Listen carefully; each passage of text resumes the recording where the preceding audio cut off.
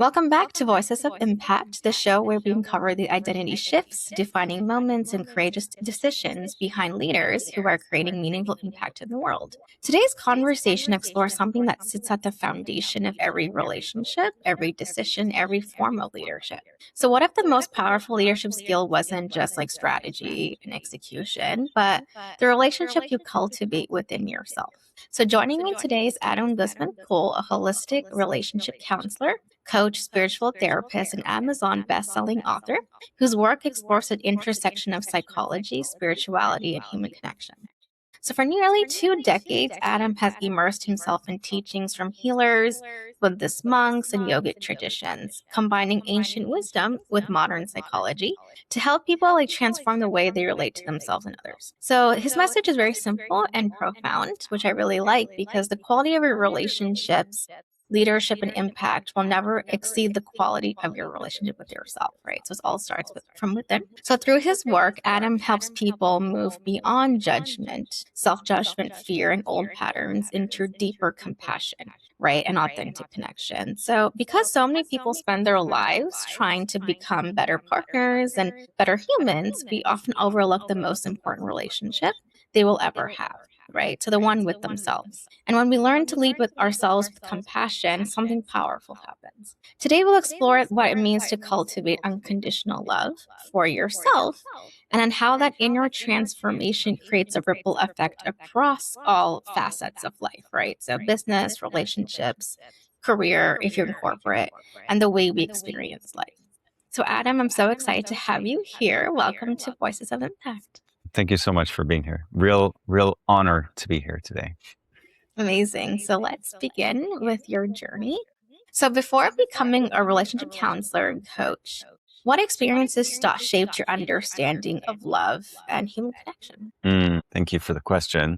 I think all great stories start with a challenge. Right. So breakdown is a great opportunity for a breakthrough. And I was a very busy young man doing a lot of things, and I had a business. I was doing a lot of social activism work and had a lot of different family demands. And I was making my mark on the world, as many of us do especially in our younger years. We want to kind of prove ourselves. At least I wanted to prove myself to the world. And now, don't get me wrong, there's nothing wrong with going off and making your mark and leaving your legacy. But how I was doing it, where it was coming from this sense of lack. I was trying to prove. I was trying to find love in external validation, whether that be through how much money I was making, whether it be through my looks, whether it be through what people thought of me, right? And so I was doing that, and I was pushing myself really, really hard. And I pushed myself so hard that eventually, I broke. And, I said a breakdown, but actually a tree fell on me at the time. And there's a real synchronicity of how that tree actually fell on me, but it was my pushing nature that this tree fell on me. And I was basically bedridden for 2.5 months. I couldn't move. I couldn't even work. I basically was confined to my bed, and in that space, I had to really look at these patterns that were shaping how I was living my life, how I was looking for love. And I had to really take a magnifying glass and start looking within and begin to really start to cultivate that deep self-love within myself, and not look for it outside, but find it within. And so that was sort of one of the beginning points. There's other places throughout it, but we can go from there. Wow. So thank you so much for sharing. And wow, that's just like what you said was just very profound. And I'm sorry to hear that happen, but maybe something's happened for a reason. And I can relate to what you said about proving. That's exactly my lot of I think 10 years of my life, because I think a lot of it came from the external. It's like the self-judgment. Everyone kept judging me, saying that I wasn't qualified or I couldn't do this. I come from a little bit of a toxic background, and I felt like I blamed myself for it, right? Like internally I knew, but I was like, okay, well, how can they say that? Let me prove them wrong. And I was just trying to prove that with achievements and awards, and I got all of it. I was very up at the top, and I was like, this is it. I've achieved everything that I wanted, but everything was an external validation from outside Mm, sources and approval from family, approval from everyone. And I realized there was still something that was missing. mm, I was like, what, why do I feel this way? Like, I don't know what that is. And then like you said, I had to cultivate that self love and give that love to myself. I'm an overgiver in love, mm-hmm, especially. And that kind of was the patterns that kept coming up in my business and in my relationships with men as well and family. Like, because being a woman was just like, I'm a very empathetic person. And then mm, someone asked me, why don't you put that love on you?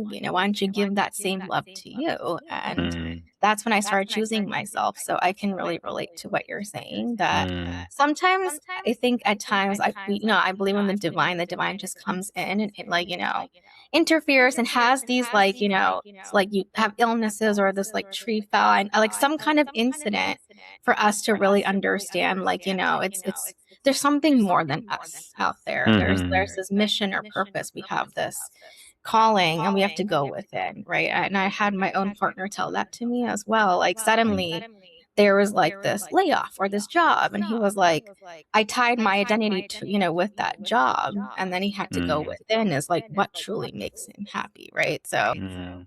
thank you for sharing that. I think a lot of people can resonate with that. So Yeah, no, thank you for sharing your beautiful story too. And I think that's, yeah, especially in our world, we're trained, we're trained to look out, and especially in Western world, we're trained to look for our achievement. It's in our doings. Like, what do you do? It's the first thing we ask, right? We right. don't ask who you are, right? And so Exactly. it's a retraining. It definitely is a retraining. Yeah, and a lot of especially from the traditional, like I'm a woman of color, so Yeah. I think it's even more even now. Even now I don't have a support in the business, but they're always like cuz all of my cousins, I'm compared to my cousins. So Mm-hmm. it's all like they have a Tesla, they have the materialistic things, and they work in corporate, and it's immediately like, why can't you be like them? Or what, that Mm, comparison. And mm, I've learned to look within myself. I always have that really strong pillar because I worked through my mm. inner and shadow work for 15 years.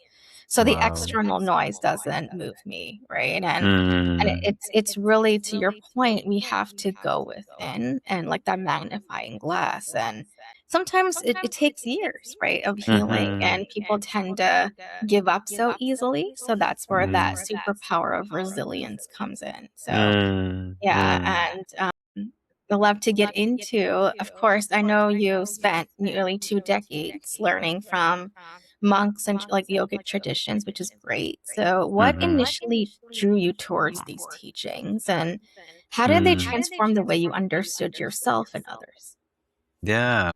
Well, my first real experience began when I was about 16 years old, and I was going through a bit of a troubling time. I was a bit of a well, I mean, I was a little bit of a wild child, you could say. And by grace, I encountered an indigenous medicine woman in Canada, and she really took me under her wing and opened.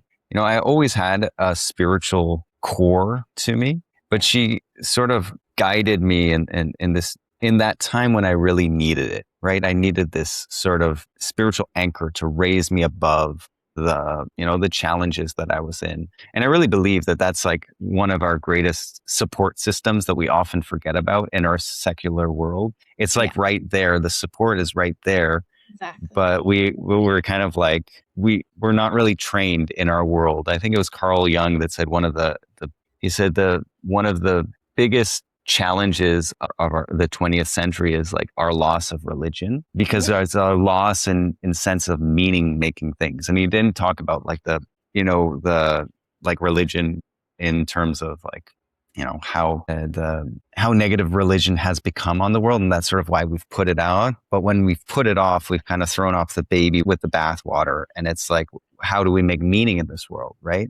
And so, I mean, that gave me this meaning making sense of how to be in these guiding principles of how to right. live in right relationship. And that's one of the foundational indigenous teachings is like living in right relationship with yourself, right relationship with the earth, with your friends, your family, your community, and the world, right? And so that began the journey. And then, yes, I met Buddhist monks and studied with them, and yogis for saints for like 10 years. And this process unfolded from there.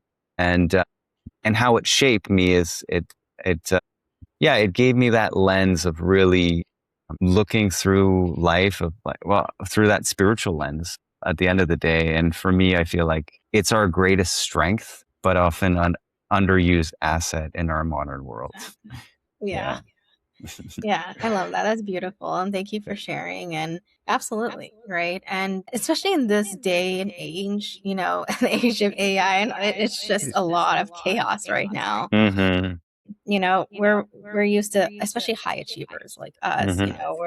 we're all in our head, in our logic. And Mm-hmm. I can relate to everything you said because I've always saw like life from that lens. That's what I was taught. That was the Mm-hmm. conditioning I got from the upbringing and everyone who was around me and being a go-getter. So I had a lot of masculine energy, right? Just hustle, grinding, and just, going my day. And I've never like looked within, right? And I was like, you know, why am I like this? Like, I have to really think of it in a different lens, right? And I went through my own spiritual awakenings. So I went through my first a few, and it was just hard to understand. And I think that spiritual awakening has different stages. But recently, I went to a spiritual awakening 2 years ago, and things just changed, like it just shifted. And I started to look at relationships. I would get very like angry about things, and I was like, "Why am I angry though?" When I switched it to a spiritual lens, it made so much sense Yeah. that I was like not angry anymore. Right? Like I was like, wow, like I see things very differently, and I didn't have that resentment, the bitterness, and I was able to release those emotions. Some things it took a while for me to forgive people, and I easily forgive now, right? And there's that. Mm-hmm. Mm-hmm. It's a very different lens to your point that no one looks at that, but the more you look at it from that spiritual, like everything is like a test and a blessing. It's either a lesson or a blessing.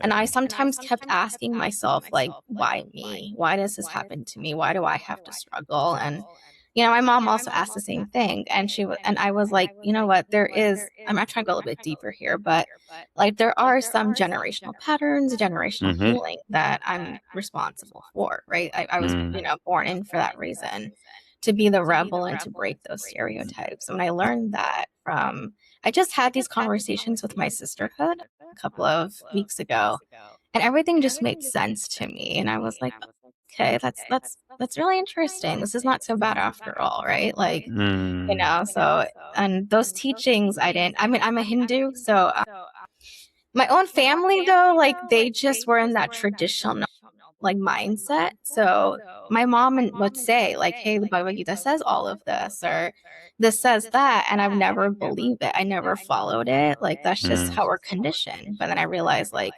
those are the real things that actually works now in this, and we need to go back and adopt those, right? So it's been, even now, like there are some like scriptures in Hinduism. I was asking my mom the other day after we had that conversation, and she was like, yeah, it's real, right? It's real. Mm-hmm. And these types of the gods and goddesses had this, and that's how they went through life. And it's really a test. And when you pass Mm-hmm. those tests, that's where your breakthrough comes in, right? And you said breakdown to the Mm-hmm. breakthrough. So yeah, we sometimes forget because we're so in our logic, but when we adopt these practices, like it just makes sense. It's much easier, and we all get together and just like kind of help each other with the unconditional love, right? So Mm-hmm. absolutely, I can really Yeah. relate.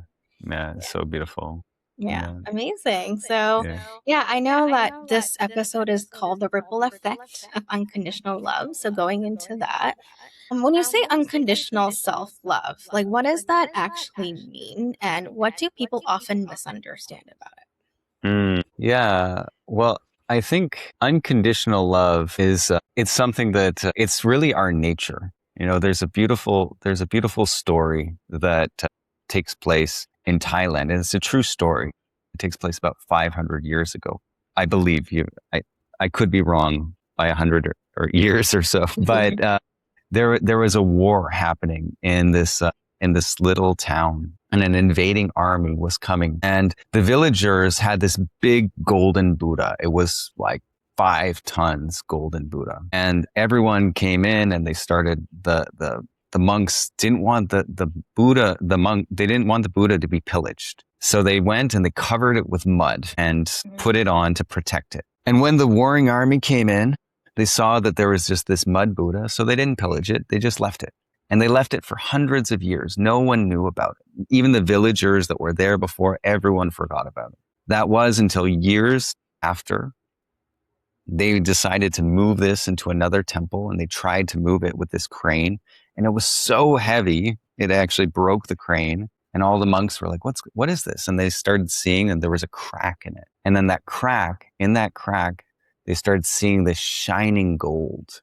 And then everyone's like, oh my gosh, what is this? And they started breaking it open. And then they broke open and they found that they revealed this beautiful golden Buddha. So I share this story because it's like, this is our nature. We have this golden, perfect core. It's who we are. In the Bhagavad Gita, Krishna says to Arjuna, you are the soul, untouchable, beautiful, unbreakable. That's who you are. You are this divine, limitless being. So that's really that's our nature, right? And so when we're talking about unconditional love is our nature. And unconditional self-love is just remembering our nature. Yeah. You see, so often we get associated and attached to the mud covering. That's who I am, or that's my shadow, right? And then we get mad at our shadow when we attack it, right? So, you would never get mad at a piece of mud. Right? It's like, and so say we have this issue, this thing that we don't like about ourselves. We call it our shadow self, but it's really just holding it there in care and compassion, because it's not, it's like, it's you, but it's not you, right? It's like, I'm not my shadow. It's like, and it's like, that's just as worthy of love, but it's just like opening up and remembering who we are as our nature. And then also just embracing everything that it is, right? So unconditional self-love is just really that holding nature of all that is, like that welcomingness. And then how, I think that was a 2-part question, right? And then how does that impact the other parts of the lives? Is that what you said? Yeah. Mm-hmm. So when we have that, when we're kind, caring, beautiful, loving with all parts, all these maybe these shadowy parts, we're going to be able to love that in other people. Because, you're going to have your partner and they might, have a nice side, and then they might have a bit of a shadowy side that comes out. But that's not who they are. But so it's like we can still love them, and we can still love and be like, with my wife, anytime, there's times when, I could be a jerk and I'll be in a jerk mode. And I have to say, sorry, sweetie, that's and I actually, and this is a yogic practice of remembering who I actually am. And I'm the soul. That's who I am. And I'm like, sorry, sweetie, that's not me. It's just an old stored pattern coming up, and it's it's playing its show. That was an angry pattern or whatever pattern that, that was conditioned through some sort of challenge or that came up and is playing its show. It's not who I am. And so, but that helps me remember who I am. But at the same time, it doesn't mean that we don't love that. We can still we love the shadow just the same, because just the shadow also needs love. It also needs care. It also needs, adoration and so when we have that, then we're better able to bring that love to every single relationship we have, whether it be with our partner, whether it be with our, the annoying neighbor, annoying, right? Who says it's annoying? We're making the association, but it's when we can just really see our love extends to everything. Yeah. That was beautiful. And I just love how you're just very self-aware, right? And bringing that self-awareness to your partner is very important. And I think that's what builds a healthy relationship and sustainable relationship. And I love how you said yeah, sometimes I am this jerk, but at the same time, I'm aware of that. That's not really who I am at the core. And I think that's my gift that I see in others is my partner was always ask me why me, Vina? Like I don't feel like I'm good enough for you or whatever. That would keep coming up. And I'm like, why do you feel that way? And he's like, yeah, because, I'm not at that level. I don't have a title and all of that. And it's all, I was like, I don't need your titles. I don't want all of that. And I was like, I see you at the core of who you are and that soul, right? And that's something that's very new for people, right? And that unconditional, and especially in this day and age when we're talking about, relationships, dating, or even in the corporate career, anywhere, we're always judged by how we look and what we wear and everything. Mhm. And a lot of people don't know what true love or unconditional love even looks like these Mm. days. And even for me, like I never experienced that, very honestly speaking. Coming from a very toxic background, I didn't know what a healthy relationship looked like, or healthy love, or healthy friend. So it took a while for me to understand, like, is this what unconditional love looks like, and Mm. feels like? And I had to be in the right environment. First of all, I think the first thing is, like you said, I had to look within myself and really give myself some self love. I had to kind of fill my own cup first before I Mhm. went out there. And that was a time of just complete shadow work. And there are times when I was like, there's that divine feminine self. And then there's that other side where I would speak my truth. I would be a rebel. Like, I wouldn't Mm. listen to people. And there's a side that was always, people would judge that. Like, you will just immediately label as like, Vina's just like, whatever, like, and I would be like, Am I a bad person because I speak my truth?" And I might be like, sometimes that comes out, right, maybe the wrong way, but I realized I had to look within myself. And I was like, someone asked told me this, and they were like, "Well, Vina, you have two parts, and it's okay to be loud. It's Mm. okay to be this." And it's Mm. your it's that we call it dark feminine. And you can be soft and powerful, and soft and like saying no and having those boundaries set. And I wanted to Mm. explain that because I know a lot of women are going through this right now. Mm. Because I was like shamed for just being myself, but the other side. And I had like, my ex would always like the feminine side of me, but immediately when he saw the other side, he was like, I can't do this. Right. It would Mm. then go, and I was like, okay, well, why is that happening? Right? Why Mm. is I had to go through my own shadow work, as maybe I didn't accept that side of my own self, Right. the other Yeah. side. So now I accept it and I speak Mm. my truth. I set the boundary, and if no one likes it, they don't like it. Right. And I feel Yeah. like, because I like that side, I have two sides, and I'm not like trying to hurt anyone. Right. I'm Mm. just really stepping into my own power. So Mm. I think that's where the love comes from, like you said, is like really embracing all parts of you Yeah. first. Even Mhm. the parts that people might have judged, but if you like all parts of you and you accept it and you embrace it, you Mhm. attract a partner who also sees that in you, and you're able to Mm. give that unconditional love to others. Like, I accept you for all aspects, right? And I Yeah. understand, like, maybe if there is like some kind of triggering, or you're projecting things on me, I'm just like, you know what? You're going through your own trauma. You're going through your own things. I get Mhm. it. Like, it's not that I don't love you or anything, right? So I can, like, everything I'm explaining is kind of what I can relate. A lot of people don't understand. I think that's what my question was, like, what they would misunderstand. But Mhm. especially in this day and age, a lot of people do not believe that they Mm. can get true love. And Yeah. I didn't believe that until now, but now I have so much true love around me Mm. that I'm able to receive finally after so many years of, toxicity, right? So I know these are Mm. things that's why I wanted to ask this. So thank you so Yeah. much for sharing that Mm. about Mm. unconditional love. It starts from within, and it's not really you. It's like you have to peel those layers. Yeah. So when anyone you meet someone new, whether it's a relationship or a business or anything, you just take the time to get to know them and connect with them instead of just making assumptions, because you have to peel like the onion, the layers, to Yeah. really see like what a beautiful soul they are. So yeah. The golden core, right? The Yeah, golden core. See exactly. past the mud. And Yeah.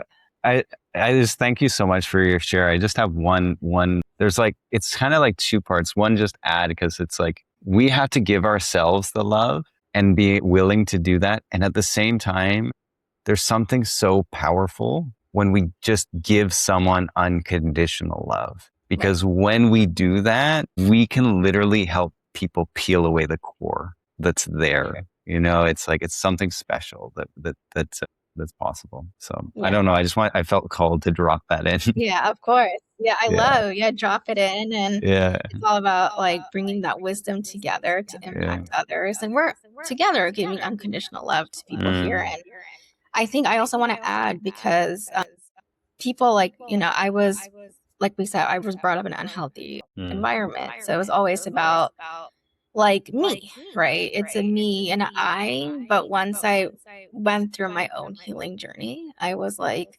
"It's not a me and I anymore," right? I just want mm, to I care about others now. Like, I'm yeah. here to serve, and I used to come like, I can really say the same thing you're saying. I came from a lack.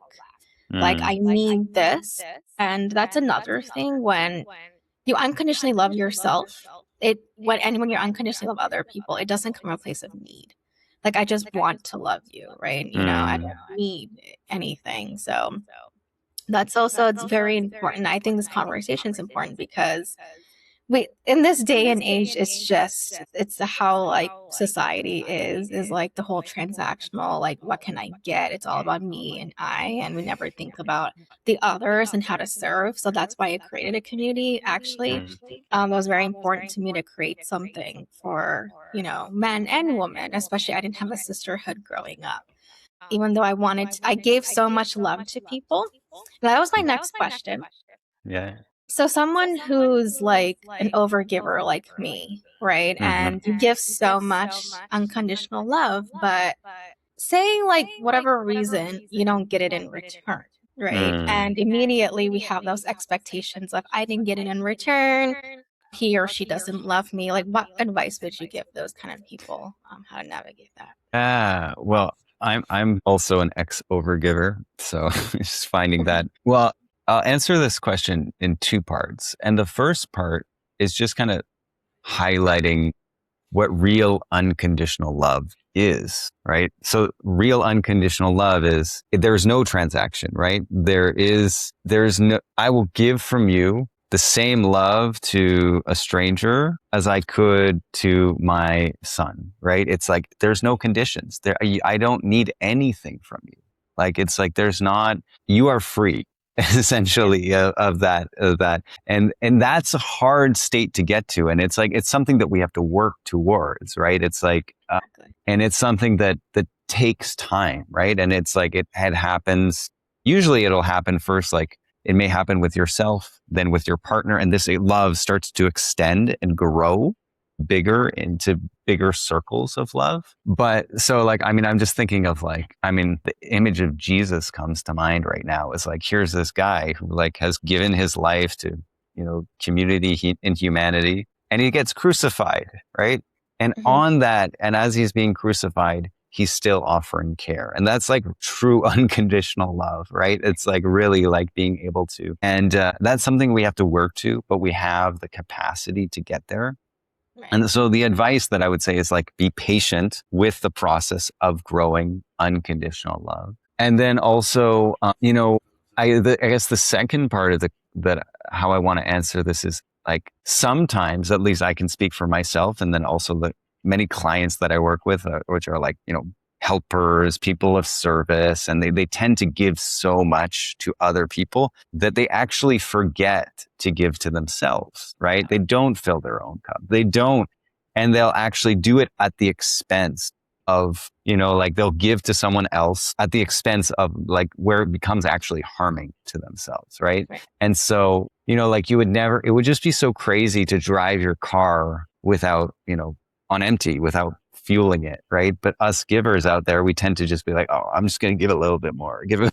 You're just like, you're running on empty and you're just wondering how much longer you can go Yeah. on empty. So I'd say that, the thing that I'd say is like, I'd invite some introspection and ask like, are you actually coming from this place of unconditional love, or do you need to fill your own cup so that you can really give from unconditionally, right? And unconditional, it's a high state to get to, because it's like literally like we kind of like expect things from people that, especially in our real life, like I'm gonna love you, and you please do the dishes or something. I don't know whatever the thing is. Like, can we just like have some reciprocal things? But I'm not saying this doesn't mean that you don't have boundaries and you don't be a doormat, but it does mean that like, like you can have those things, but that comes from self-awareness. How much love are you going to give to yourself so that you know where to put a boundary? And so that's my two-part answer to the question. Yeah. Yeah. And yeah, thank you for sharing. And yeah, it's really about filling your own cup and in different areas, right? And at times like we think I like for especially I would share my story, but I've always practiced self-love and I wrote a book about it. So literally for 15 years, but I still kept over giving, right? Mm-hmm. Until recently. And then I set the boundary.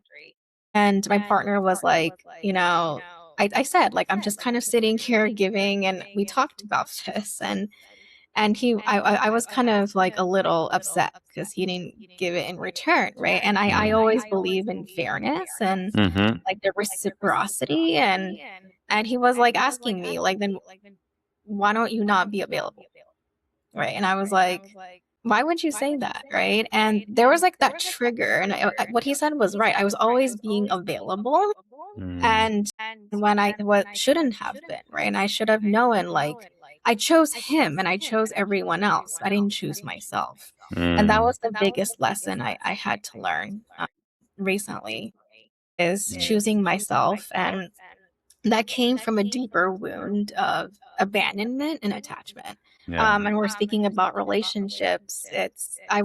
There was an attachment wound. And I kept telling myself alignment over attachment.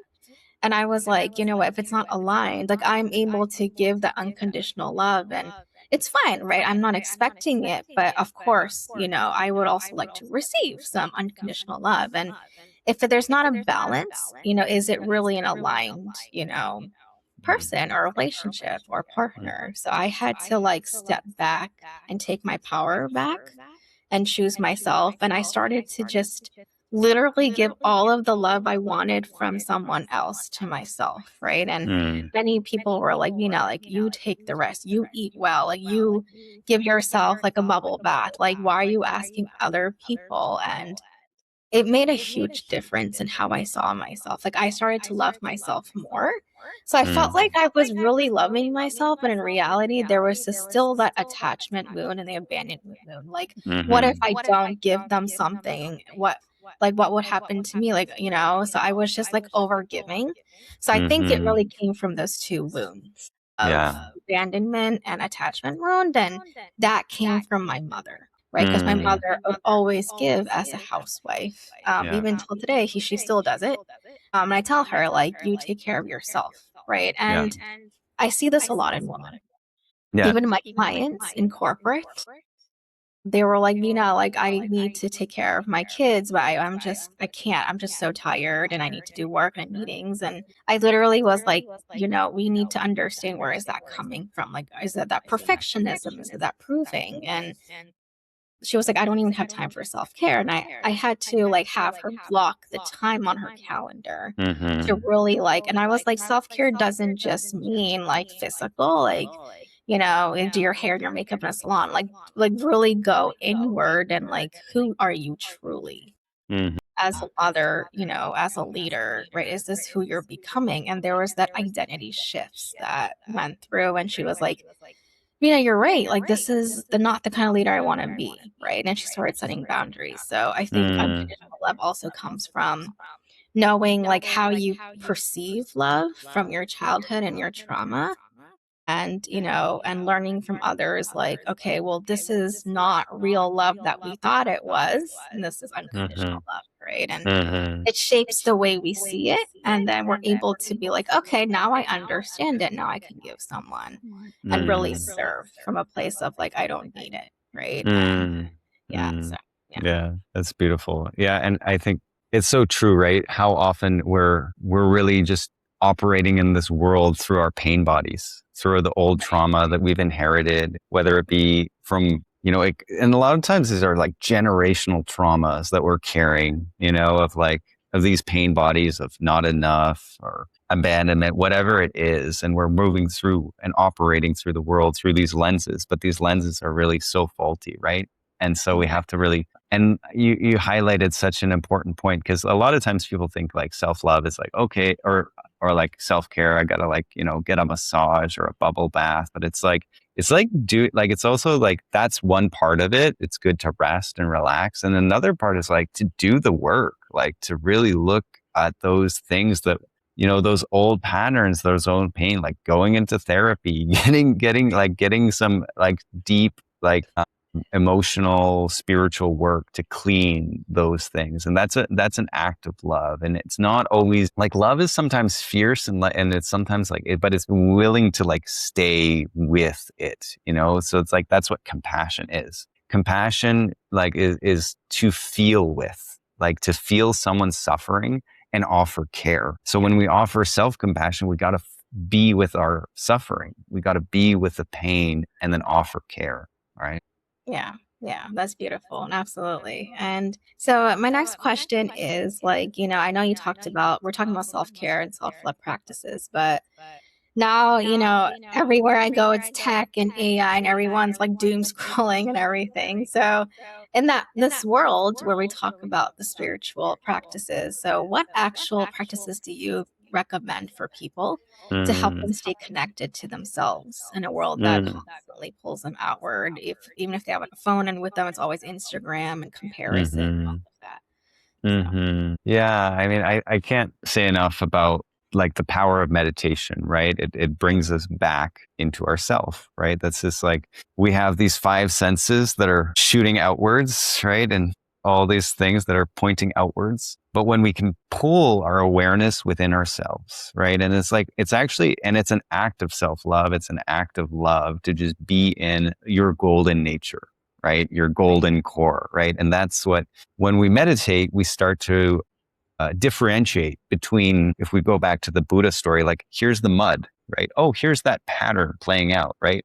And I'm the consciousness that's watching the pattern, right? But if we don't still ourselves enough, it's so easy to go on autopilot and actually think this is who I am, right? right, right, So meditation is one of the greatest tools to create that spaciousness between stimulus and response. And if we're talking about self-love, I mean, also like another really powerful tool is like our minds are such powerful tools, right? right, And our thoughts are so powerful. So it's like, really, what are the thoughts that we are thinking? What are the words we're telling ourselves, right? And so the power of affirmation, the power of re-scripting our brain to like be tuned towards love is a super powerful practice, and they can be paired together. You can meditate, still yourself, and then just with that still mind, it's kind of like you've plowed a field, and then it's like really ready, and then you can plant seeds that are just so easy to like sink into your subconscious mind, and you can offer thoughts of love and care, like maybe I'm peaceful, I'm happy, I'm joyful.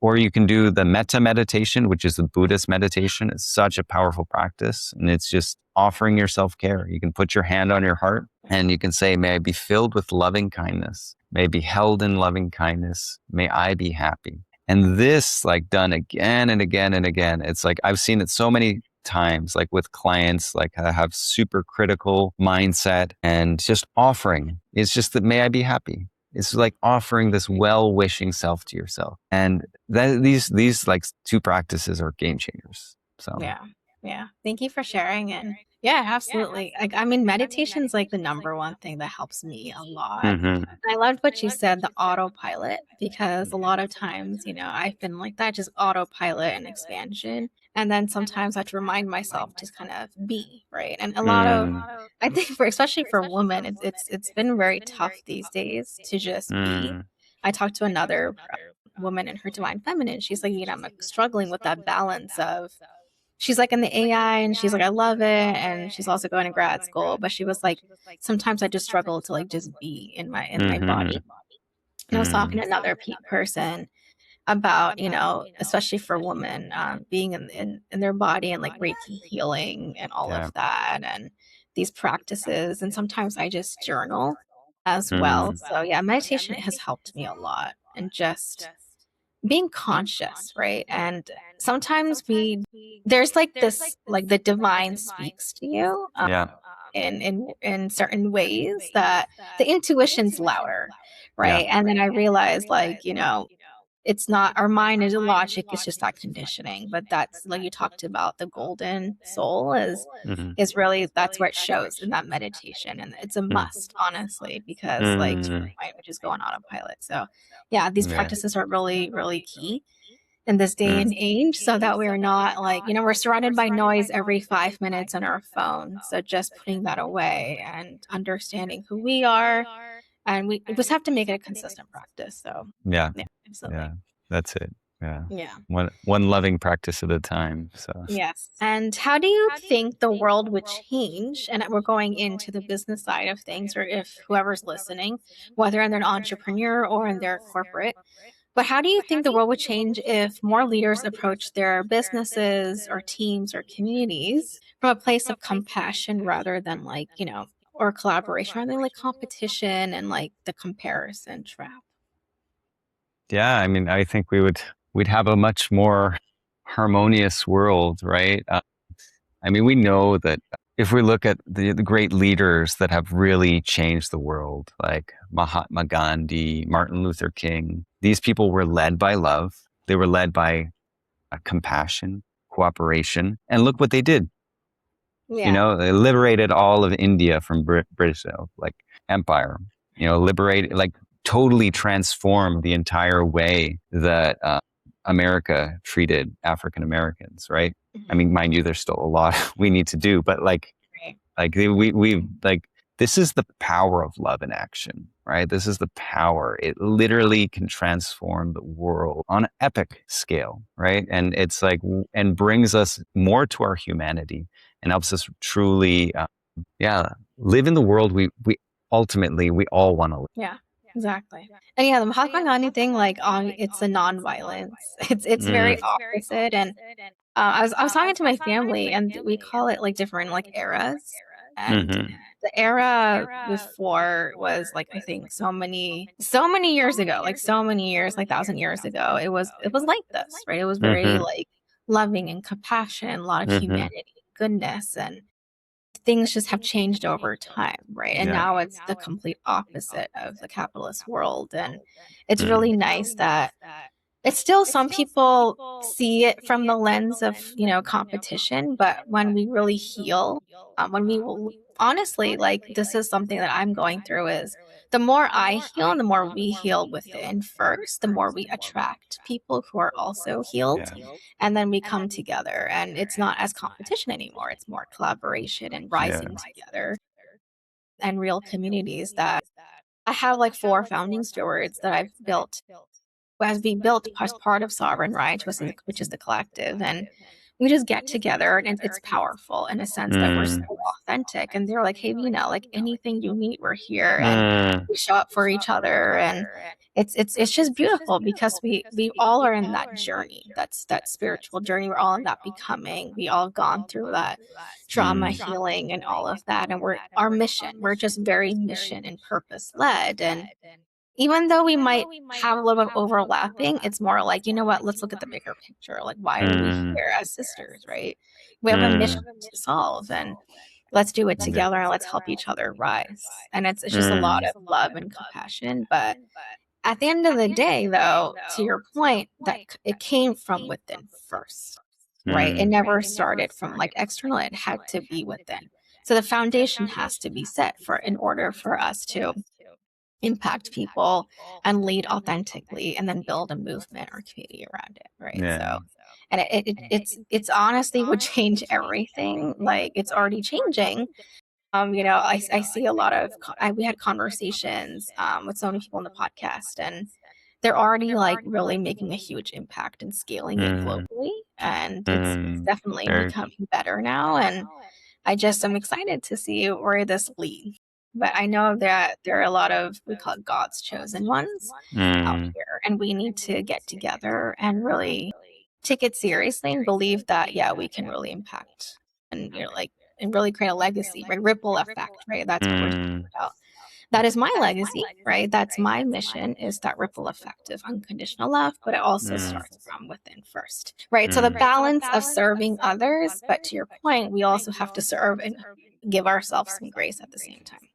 And yeah. that balance is difficult, but at the same time, that is life. And that's why it's nice. It's isolating at times, but that's why we have communities to Mm, kind of do this together, right? So yeah. mm. Yeah, we're so much stronger together. That's the truth. Exactly. Yeah. Exactly. And Hmm. I think just this world has conditioned saying like, no, it's not. But when you meet the right people in alignment, when you're Mm, truly aligned within, when we call it the divine masculine, the divine feminine energies, when you're aligned within, you attract people who are similar to you. And that is something that I also wanted to ask you. And before this was a lot. My friend told me that every person you meet, Nina, is like your mirror, right? And I didn't understand that before until mm. recently.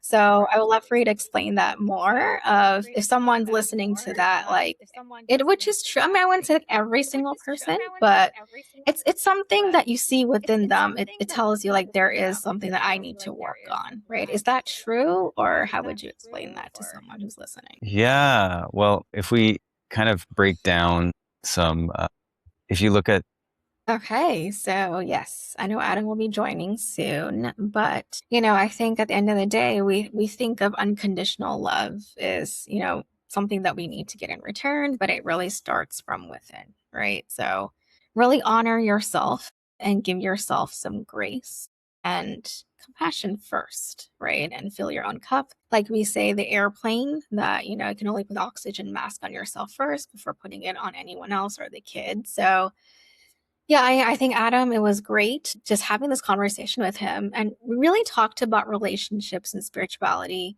but the foundation of our impact is really our relationship with ourselves, right? So before we can truly lead others, we have to learn how to lead ourselves. Before we can create deeper connections, we have to understand how we connect with our own emotions, our own needs, right? First, before we take care of other people's needs and our own humanity. And the work that Adam does reminds us that self-love isn't selfish, right? Compassion isn't weakness, and vulnerability isn't something that makes us less powerful. It actually makes us more powerful, and actually it is often what allows us to become the most authentic version of ourselves, right? So the leaders who create the greatest impact aren't the ones who have mastered perfection. They're the ones who have learned presence, right? And I know Adam's was just a very calming presence and wisdom that he gave us, and that compassionate nature that we have. And it's a very, very powerful like trait that we all have. So who have learned how to meet themselves with love so they can extend that same love into the world. So for everyone listening, I encourage you to connect with Adam and explore his work around relationships, emotional healing, self-compassion, and conscious connection. Adam, are you there? Okay. Yes. Yes, I'm still here. So I was just kind of going through Yeah. about what we had talked about, like a summary. So for the Oh, audience, perfect. yes, go ahead. I interrupted you. Sorry. No interruption. I was just kind of going through, but yes, we'll love to kind of. I know we were talking about every person we meet could be a soul mirror. I know some people Mm, say that, but some people might not know it's true. But we'll love to hear it from you. yeah. So, I mean, I'm drawing on wisdom from like the yogic wisdom, indigenous wisdom, as well as modern science. And I guess we go back to that lens part again, like we looking through life through this spiritual lens, that everything that comes your way is actually for you. And if we go to Yeah. this idea that quantum physics kind of talks about, there's this idea that we are all interconnected. We are all part of the same stuff. Everyone is a piece of us, you know? So all the ancient wisdom Right. traditions talk about oneness. We're all part of the same stuff. So, which means that every person is essentially part of you. You know, like it's like maybe like, I mean, if we think of it like the hand, like one person, like it's every person is a different part of the body, right? A part of the greater whole. Yeah. And so some parts, like, and if we're going back to this idea of like, you know, love for ourselves, maybe sometimes we don't love certain parts in other people because we don't love that, like, you're like, oh, I got some greed in me too. I got I got some jerkiness in me. Oh, I got some whatever in me, right? It's like, and we see it in someone else and we don't like it, right? And there's the Yeah. opportunity, right? There's the opportunity to offer love and care. So I say that everyone, is like, it is part of us, right? They are part of this beautiful universe that we're all part of. So they're, and if we prescribe to the idea that everything in this universe is working together for your good, every situation that comes your way is there to help you grow, and that's the spiritual lens, then every person is your teacher. Even if they're, whether they are beautiful and praising, or, annoying and stubborn, like it's like they're always your teacher. The moment is always your teacher. So it really, there's a joy when you can then it's like saying a yes to life. It's saying yes to the moment, and then you're better able to meet it. Yeah. Yeah. Yes, that's a lovely. Yes, and absolutely. I mean, we look at it from a different lens, and yeah, at first, like, I didn't understand this, but now it makes sense because I think, like, what you said was just really being in your own energy and your presence really makes you understand this different lens, and it's let you see that Mm, everyone it's a lesson or a blessing, right? And mm, it's for you, right? It's actually teaching you something, and each person or situation that happens is a catalyst for your own growth and a catalyst for mhm, you to reach your full potential and be your best version. And, mm, sometimes I would think like maybe I already reached my full potential, but, I was just telling someone today, by reality, I didn't. There was just so much coming out that I wasn't aware of. So, yeah. And that's what my friend told me. She was like, I was telling her about this like conflict I had. And she was like, maybe that person is teaching you something, like her personality or the way she communicates. And I'm like, I don't like that her, these are the kind of things that I was kind of going through, but then I realized like, wait a minute. That triggered something in me, but maybe that's something I need to work on, right? When I talked about the mother wound and father wound, and I had to go within, and I was like, well, and I said thanks, right? I just said thanks to the universe. I was like, thank you for bringing that person into my life, and mm, I kind of got more healed, right? I was more healed, and I was more myself, and then when I worked on it, I felt like, okay, now I'm moving towards my highest self now in my breakthrough. So, yeah, absolutely, and thank you for beautiful. sharing that. Oh, thank you for sharing. Amazing. Yeah, So, I mean, it's Adam, beautiful. I had a great conversation. So, thank you so much for sharing your wisdom and your heart with us today. And I would love to do a quick rapid fire round. So, are you ready for a couple of questions? Okay, I'm ready. Rapid, shoot, shoot, shoot. Yeah. Okay. A book that changed your perspective. 7 Habits of Highly Effective People. Yeah, Mm. it's just I read that, and my yeah, dad would always read it younger days and, share with me. So, yeah, I think that changed a lot of awesome. people's lives. Yeah. Yeah, it's a good one. Yeah. Okay. So, what's something people are usually surprised to learn about you?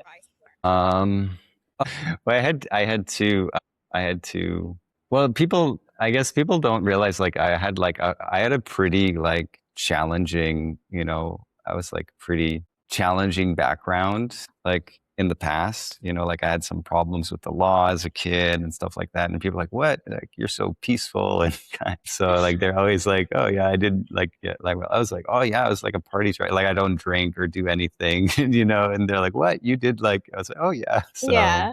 yeah. Yeah. Yeah. I mean, you're so calm, and I'm surprised about Yeah. that too. And yeah, Yeah. so thank you for sharing. It's really nice Yeah. to have these conversations because I'm also surprised. I'm learning new things about everyone here. So Mm, it's really nice. mm, Okay. very And cool. if in your life right now, if your life right now were in a chapter in a book, what would the title be? The title, there were two titles. The first one was like becoming, but I don't really feel that. I almost like feel like the one that I'm actually, that like my soul is really, is just like, it's like balancing. It's like balancing the circus. It's like being connected to source while like balancing and juggling all the joys of life. Right. So Yeah. yeah. Yeah. I'm in that season too. You know. Yeah, Yeah, balancing the circus. balance.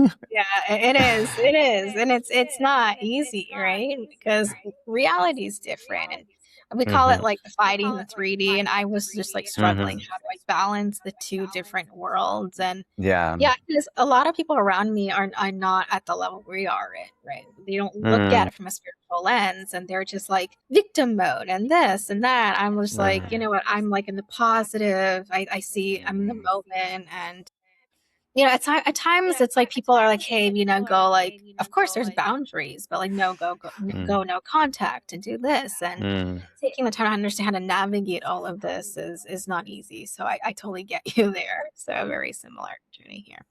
Good. Cool. Amazing. So thank you so much for this wonderful conversation. I just love the presence Mm, you bring into this, into this environment and, in this conversation. So if today's conversation resonated with you, anyone, please connect with Adam and explore his work around relationships, emotional healing, and conscious connection.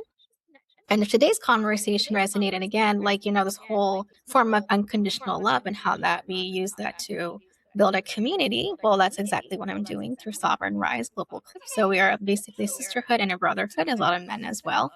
It's really a curated global leadership ecosystem for entrepreneurs who are more mission and purpose driven, as well as like authors and speakers and who are navigating the seasons of reinvention and expansion, right? So currently I'm in expansion mode. And as Adam said, sometimes I go into autopilot, but having that balance of really integrating and, being in those stillness moments. Like, it's really that balance and it's hard to do it by yourself. So that's why we have a mm, community to do all of this together. So if you're interested in becoming a founding member, speaker, or partner, I'd love to connect. So reach out to me on LinkedIn and let's explore what's possible together. And until next time, the greatest transformation you create in the world begins with the relationship you choose to create with yourself, right? So thank mm, you again, Adam, for joining us on Voices of Impact. I'll see you in the next episode. mm. Thank you. It was an honor.